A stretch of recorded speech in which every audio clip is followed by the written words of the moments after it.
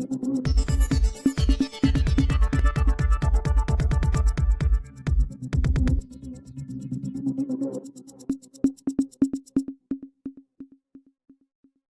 Police દ્વારા સરપંચો સાથે પરિસંવાદ કાર્યક્રમ યોજાયો।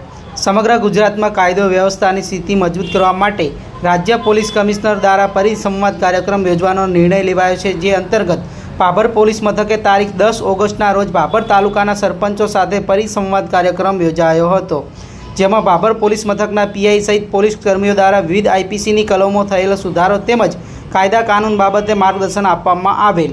વધુમાં જણાવ્યું હતું કે કોઈ ગેરકાનૂની પ્રવૃત્તિ થતી હોય કે અસામાજિક પ્રવૃત્તિ થતી હોય તો તુરંત પોલીસને જાણ કરી કાયદો વ્યવસ્થાની સ્થિતિ મજબૂત બનાવવા માટે સહકાર આપવા અપીલ કરી હતી, તેમજ ગામમાં સુલેહ શાંતિ જળવાઈ રહે તેવા પ્રયાસો હાથ ધરવામાં આવે।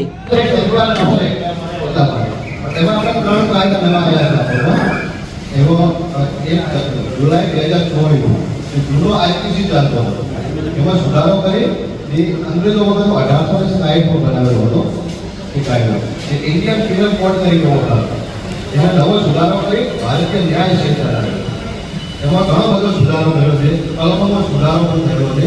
દાખલા તરીકે આપણે કલમ લગાવી ઘણા એવું કહે છે 307 તો સુધાર કેમ લગાડી નથી, પણ તો એની નવી કલમ 109 થઈ ગઈ છે, એ ઘણાને ખબર હોતું નથી।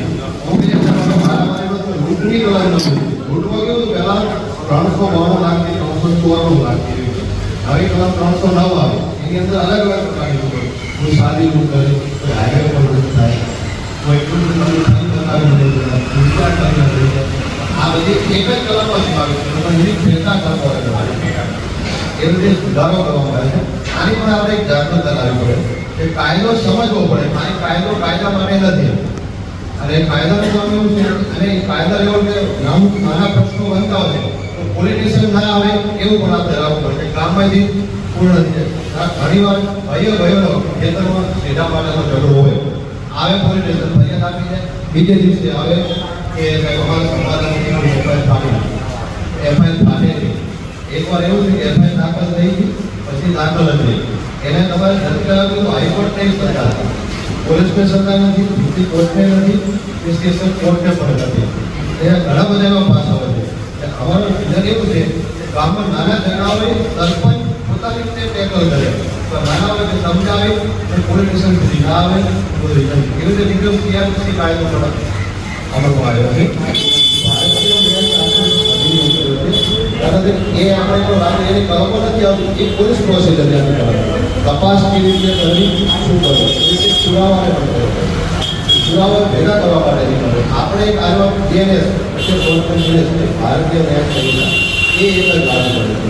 ઘણી બધી કલમોનો સુધારો થયો છે, અને સરકારને અત્યારે એવું સુધારા કે થોડી પૂરો કર્યો। હવે કે ચેક બાઉન્સ થતો પહેલાં 10 ચેક બાઉન્સ ત્યારે નવો સુધારો 6 મહિને અંદર એનું જજમેન્ટ આવી ગયું, તારીખ પાડવાની આગળનારે કંઈ પણ ઘણી વાર એવું હોય જગ્યાએ લોન જોઈને આપણે ચેક આપી દીધો, પૈસા લીધા એક ચેક આપી દીધું, તો એવું થાય કે ચેક આવ્યા પછી આપણે કે ખાતા બેલેન્સ લઈ લે। એના માટે જ્યાં કોઈ આર્ટિકલ આપણે ઘણી વાર, અને હવે પહેલાં ચાલુ પોઈન્ટ 10 વર્ષ થાય પછી એવું કે વ્યાજ તો ઠીક માટે ભરવાનો હુકમ કર્યો, પછી બે પાર્ટી બે સમાધાન કરે કે પછી પૈસા ભરો તો સમાધાન થાય ના થાય, પણ એવું નથી। 100 મહિને અંદર કોર્ટને જજમેન્ટ આપી દીધો, સામેવાળી પાર્ટી હાજર કે ના રહે, આવા ઘણા બધા સુધારા કરવામાં આવ્યા છે।